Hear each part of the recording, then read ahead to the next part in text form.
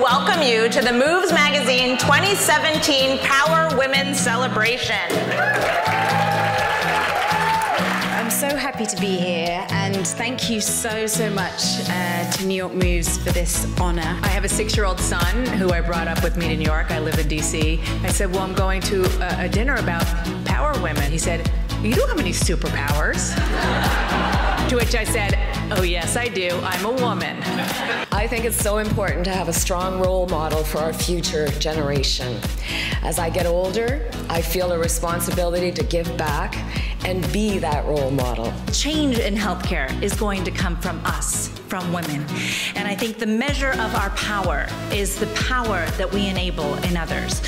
So I would like to ask all of us here to move forward in the healthcare field and to recognize the power that each of us have as a consumer of healthcare to reduce suffering and to improve access for those around us. My mother, who, when my father died, was told she had to sell her business because a woman couldn't run a business, the business that my sisters are still running today, and she wouldn't sell because she had one daughter to put through college, left, and that was me. Ladies, we have the power. We have to take the power, we have to assume the power. We belong where we are and more. I'm so thrilled that women are using their voices collectively. They know that their voices are powerful and that they know that they are not alone. I don't think that power is gender specific, but I think the utilization of power is. And what I want to do in my own life is to use my power more effectively and really listening to my 2 daughters, because I want them to take up space. I want them to be bold and lusty and adventurous.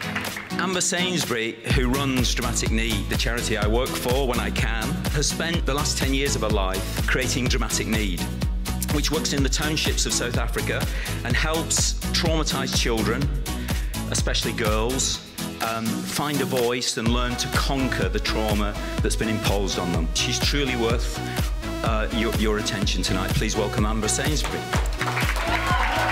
How incredible, and what can be achieved when we women hold each other up, and what a waste it is when we tear each other down. I think the Me Too movements and the marches around the world and the resistance to this particular presidency show that really power resides in lots of women. The logo for Survivor, if you have seen that show, is outwit, outplay, and outlast. And I think that's the ethos of the women who are in this room tonight. We have a choice to not surrender our power to our circumstances and instead take a stand and hold ourselves and each other accountable for the responsibility to help each other, help the next generation of women, and yes, young men too. I have 4 sons. And discover their own power with us helping them. Power of women supporting women is infinite. When we back each other up and propel one another forward, this is how lasting change happens. I do want to thank New York Moves for this honor. It is truly an honor. And as a good friend of mine who leads our Democratic Party in Georgia said, if you ever see a turtle sitting on a fence post, you know that the turtle did not get there by himself. And I'm truly here today. Yeah, think about it, think about it. If your CEO is not empowering of women at this point in our lives, ladies, you have to speak up, right? And you have to help bring those younger generations of women up, because it's because of us, the senior, older, shorter, fatter, gray-haired women, that have the right to tell our CEOs it's time to bring up young women. One little act of kindness in a workplace, particularly when you have a position of power, has a ripple effect you could never imagine.